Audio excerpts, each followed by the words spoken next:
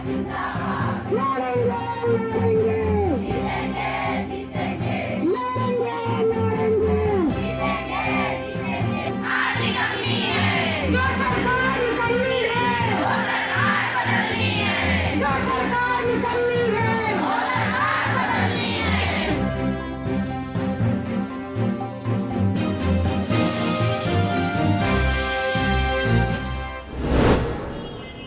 इस वक्त हम मौजूद हैं बहराइच के धरना प्रदर्शन स्थल पे, धरना स्थल पे जहां पर आज आंगनबाड़ी कार्यकर्तियों का धरना चल रहा था। क्या कुछ वजह है, क्या कुछ कारण है, इस वक्त हमारे साथ यहाँ पर जिला अध्यक्ष महोदय हैं, उनसे हम बात करेंगे और जानेंगे क्या कुछ कारण है जो आज वो धरना कर रही थी यहाँ पर भारी संख्या में आंगनबाड़ी कार्यकर्तियों के साथ। जी, मेरा नाम सुनीता आर्या है, मैं आंगनबाड़ी कर्मचारी संयुक्त मोर्चा के तहत जिला अध्यक्ष हूँ और मेरा ये आज एक दिवसीय धरना था।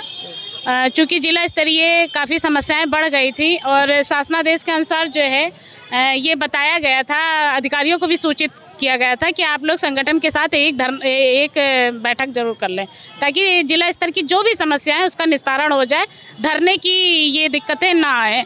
लेकिन अधिकारियों ने इस पे विचार नहीं किया, ना ही गौर किया और उन्होंने अभी तक कोई भी लेटर नहीं जारी किया हम लोगों की बैठक के लिए।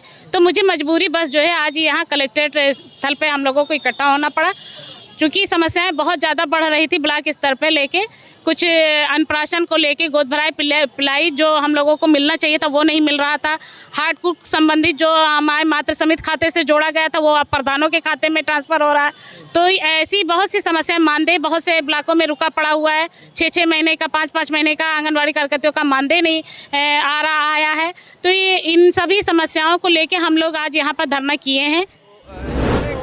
कब धरना प्रदर्शन आप लोगों का हुआ था? अक्सर इससे पहले भी समस्याएं बनी थी और धरना प्रदर्शन हुए थे, लेकिन अब काफ़ी दिन बाद हुआ है, तो क्या कुछ विशेष समस्याएं आ रही हैं? हम लोगों को से अपनी सरकार से बहुत कुछ उम्मीदें थी, जो उम्मीदें नहीं पूरी हुई हैं। तो आज समझ लीजिए उसी के तहत हम लोग धरना एक संदेश भेज रहे हैं सरकार को कि आने वाला समय बहुत ही ख़राब होने वाला है, क्योंकि वो अपने वादा खिलाफी से जो हम लोगों को जो लॉलीपॉप दिखाए उसके खिलाफ वो समझ लीजिए वादा खिलाफी कर गए। उन्होंने अपने वादे को नहीं पूरा किया, क्योंकि उन्होंने 1500 का जो मानदेय प्रोत्साहन राशि बढ़ाया था वो भी आज तक लागू नहीं हुआ। 500 रुपया अन्नप्राशन गोद भराई का उन्होंने लागू किया था, वो भी नहीं आ रहा है। तो सरकार को एक संदेश देना था कि आने वाली सरकार आपकी जो है बहुत ही खतरे में जाएगी। तो यही कारण था कि आज हम लोगों को यहाँ पर इकट्ठा होना पड़ा और ये संदेश हम लोग सरकार तक पहुँचाना चाहते थे। जैसा कि अभी नगर निकाय चुनाव की सूची भी आ गई, आरक्षण की सूची आ गई है और चुनाव भी आ रहे हैं, तो क्या कुछ आप लोगों का प्रभाव उस पर भी पड़ेगा? बिल्कुल पड़ेगा, अब तो पड़ेगा, क्योंकि करीब 10 साल हो गया है और 10 सालों में उन्होंने कुछ भी नहीं किया। जिस चीज़ की हम लोगों को उम्मीद थी, जिस चीज़ की हमको लालसा थी, जिस चीज़ की हमको तमन्ना थी उनसे, और हम लोगों के जो भी सपने थे, हम लोग चाहते थे कि 15,000 हम लोगों का मानदेय हो जाए कम से कम, जब तक कि हम लोगों को राजकीय कर्मचारी का दर्जा नहीं दिया जा रहा है। लेकिन ऐसा कुछ भी नहीं हुआ है। तो आने वाले चुनाव में तो प्रभाव पड़ना ही पड़ना है। हम लोग घर घर जाके इसका बहिष्कार करेंगे कि भाजपा गवर्नमेंट ना आए। जी, मतलब भाजपा सरकार का बहिष्कार करें? बिल्कुल बिल्कुल सर, बिल्कुल। हम तो खुलेआम इस बात के लिए वो करते हैं कि भाजपा गवर्नमेंट हमारे आंगनबाड़ी बहनों के लिए बहुत ही बेकार ये सरकार निकली। और आपसे बता रहे हैं मतलब जो भी उन्होंने जो क्या प्लान किया, क्या नहीं किया। एक नई शिक्षा नीति प्रणाली लागू की, जिसके तहत उन्होंने ये भी सपना दिखाया कि आप लोगों को प्री प्राइमरी टीचर से जोड़ा जाएगा, लेकिन उस पता नहीं वो बैठक कब तक चल रही है, क्या हो रहा है। मतलब उनकी कोई प्लानिंग हमें समझ से बाहर है। तो हम लोग तो बिल्कुल बहिष्कार करेंगे और घर घर जाकर वोट काटने का भी काम करेंगे। अब तो अभी जैसे कि आज आप लोग धरना स्थल पर बैठी हुई थी, तो क्या कुछ सहमति बनी? क्या जिला प्रशासन के बीच आप लोगों की वार्ता कुछ हुई? अभी हमारे बीच में सिटी मजिस्ट्रेट मैडम आई हुई थी, तो उनके द्वारा जो है हम लोगों को आश्वासन मिला कि जो ज़िले की स्तर की जितनी भी समस्याएं हैं तो वो आपके जिला कार्यक्रम अधिकारी को बुलाकर आप लोगों के बीच में वार्ता कराई जाएगी और जो भी समस्या है उसको कम से कम 50% आपकी सारी समस्याओं का समाधान आज ही हो जाएगा। तो ये आश्वासन मिला हुआ है। अभी हम लोग बैठक करेंगे, बातचीत करेंगे और देखते हैं कि कितनी समस्याओं का समाधान होता है हमारे। बहुत शुक्रिया आपका। तो ये देखा, ये थी यहाँ पर जो अध्यक्ष हैं आंगनबाड़ी कार्यकर्तियों की, उन्होंने अपना दर्द बयां किया कि क्या कारण था जो कि आज उन्हें ये धरना करना पड़ा और आगे की क्या रणनीति है। हमारे साथ यहाँ पर संगठन मंत्री हैं, उनसे हम बात करेंगे और जानेंगे क्या कुछ आगे की रणनीति है। बहुत स्वागत है सर आपका, क्या नाम है? हमारा नाम शराफत अंसारी है। शराफत अंसारी। किस पद पर है सर? हम जिला संगठन मंत्री पे हैं।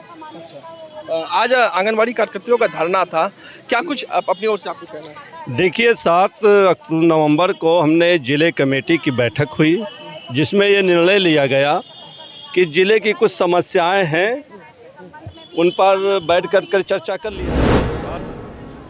7 नवंबर को जो बैठक हुई जिले में, उसमें निर्णय लिया गया कि दिन पर दिन जो है जिले की समस्या बढ़ती जा रही है, जिसके समाधान के लिए हमने डीपीओ महोदय को लेटर जारी किया, हमारी जिलाध्यक्ष की तरफ से जारी हुआ, जिस पे कोई डीपीओ साहब ने कोई जो है निष्पक्ष पत्र जारी नहीं किया और उनको ये करना चाहिए कि हम कमेटी के साथ बैठ करके वार्ता कर लें तो समस्याओं का समाधान हो जाता।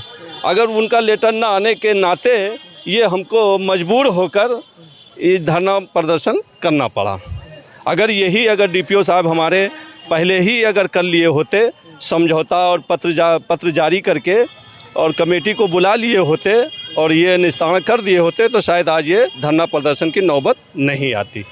तो जैसा कि भी आपने बताया कि आपकी जो समस्याएं थी उनको लेकर आपने धरना किया, आगे की क्या रणनीति होगी सर? अब आगे की रणनीति होगी जो हमारी जिला कमेटी, जो जिलाध्यक्ष ने जो कहा है और जो अभी वार्ता करने के लिए सिटी मजिस्ट्रेट साहब ने आश्वासन दिया है, अगर वो सहमति बन जाती है तो ठीक है, और अगर मेरी समस्याओं का समाधान नहीं हो पाता है तो हम इसके लिए मीटिंग बुला करके और फिर इस पे आगे के लिए निर्णय लिया जाएगा कि धरना प्रदर्शन करें कि ना करें। दर्द बयां किया और जो भी इनकी समस्याएं थी उससे संबंधित आपने यहाँ पर साझा किया आपके बीच। तो ये तमाम सारी समस्याएं जो आंगनबाड़ी कार्यकर्तियों के साथ बनी हुई हैं, समय समय पर धरना प्रदर्शन होते रहते हैं, लेकिन इनका कहना है कि इनकी समस्याओं का निस्तारण नहीं होता है। तो इस वक्त हम मौजूद हैं बहराइच के कलेक्ट्रेट परिसर के बगल में धरना स्थल पर, जहाँ पर आज आंगनबाड़ी कार्यकर्तियों का एक धरना चल रहा था। ऐसे में यहाँ पर हमारे साथ कुछ यहाँ पर आंगनबाड़ी कार्यकर्ती हैं, उनसे बात करेंगे और जानेंगे क्या कुछ उनकी समस्याएं हैं, क्या कुछ उनके साथ समस्याएं आ रही हैं। जी, क्या नाम है आपका? कल्पना देवी। किस पद पर हैं आप? कार्यकर्त्री के पद पर। आज आप लोग यहाँ पर इकट्ठा हैं, क्या कुछ विषय है, क्या कुछ कारण है? हमारे लोग का 17 सूत्रीय मांग है जो इसके लिए धरना दिया गया है हम लोग को। तो यहाँ पर तमाम सारी आंगनबाड़ी कार्यकर्तियाँ हैं, उनसे हम बात करेंगे क्या कुछ उनको समस्याएं आ रही हैं और किस लिए यहाँ पर इकट्ठा हुई हैं। जी, क्या नाम है? जी, मेरा नाम किरण, मैं नगर की आंगनबाड़ी कार्यकर्ती हूँ। हम लोग यहाँ पर धरने में बहुत ही ज़्यादा आक्रोशित होकर के इकट्ठा हुए हैं। हम लोगों की 15 सूत्री मांगे हैं जिनको सरकार पूरा नहीं कर रही है।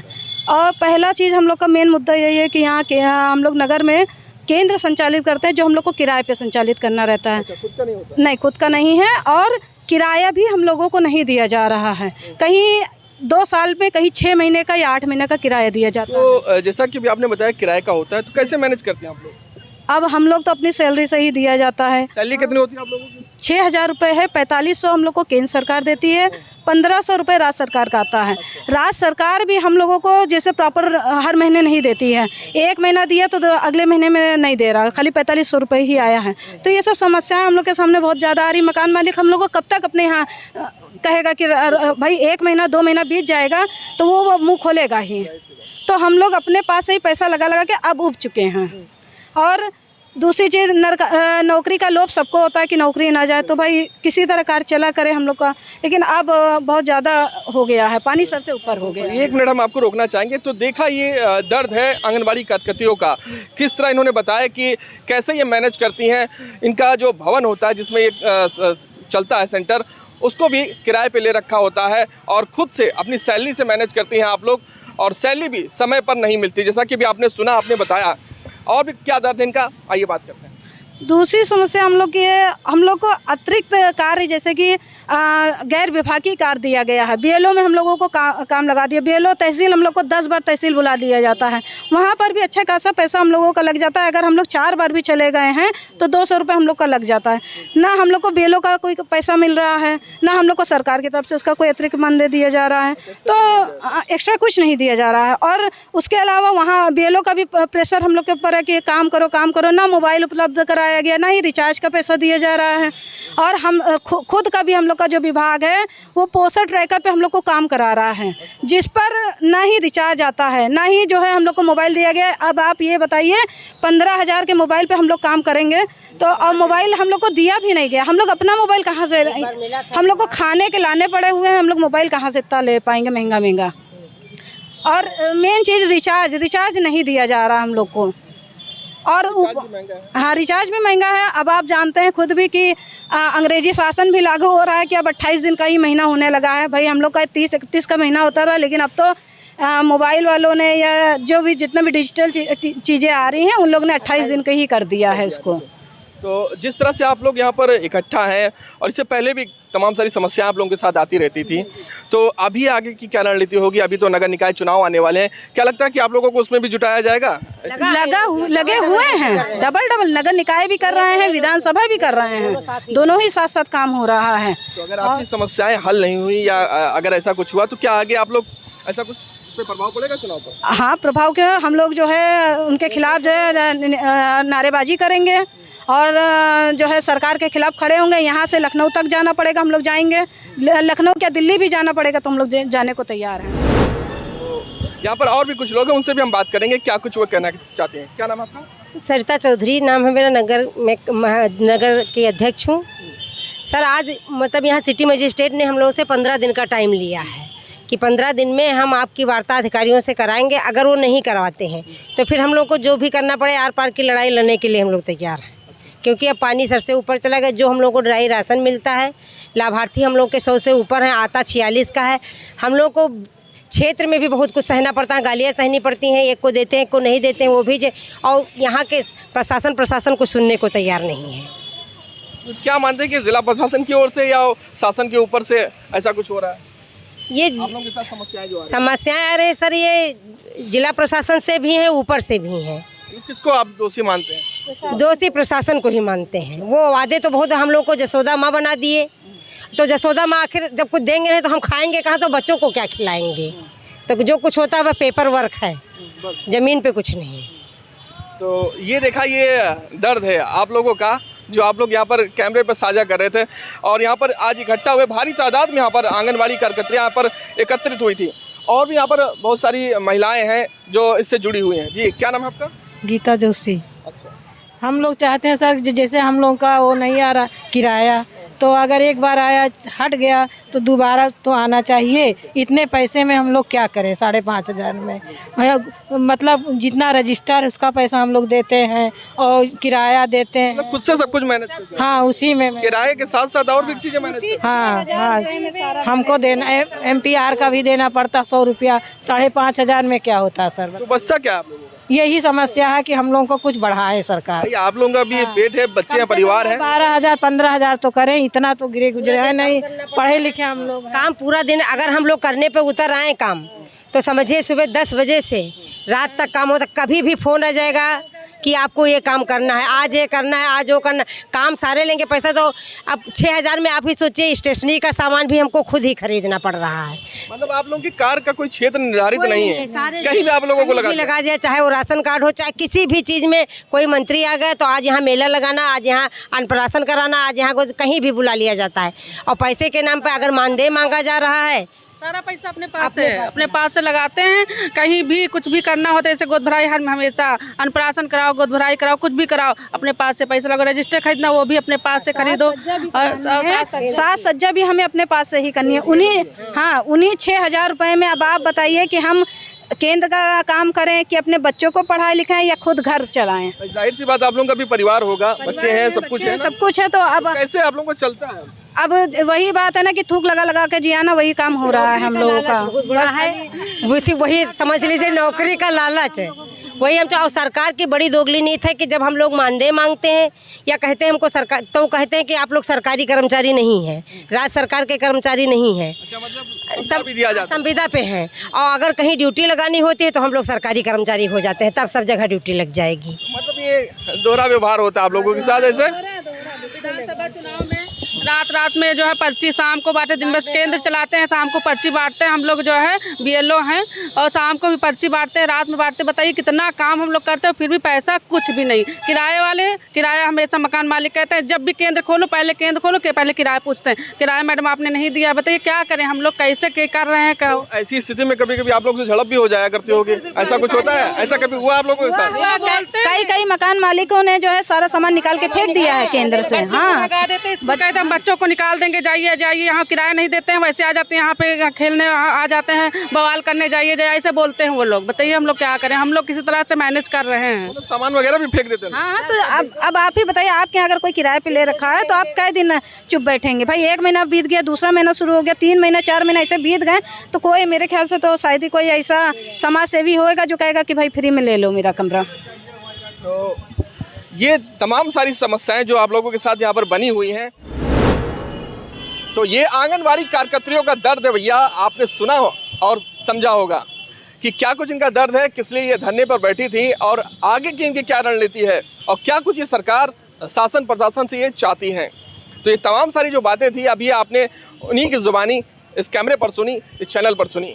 तो अगर ऐसी अपडेट इससे जुड़ी और भी अपडेट चाहिए आपको तो जुड़े हमारे चैनल से और चैनल को सब्सक्राइब करें, साथ ही बेल आइकन दबाना बिल्कुल ना भूलें ताकि हर अपडेट की नोटिफिकेशन पहुंचे सबसे पहले आप तक।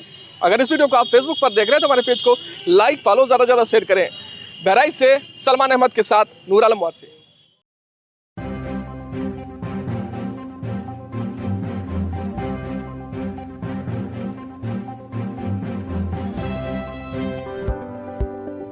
NNY 24/7 न्यूज़ की खबरों से जुड़े रहने के लिए इन सोशल मीडिया प्लेटफॉर्मों से जुड़े और बने रहें NNY 24/7 न्यूज़ के साथ। NNY 24/7 news, the smart generation web and digital media.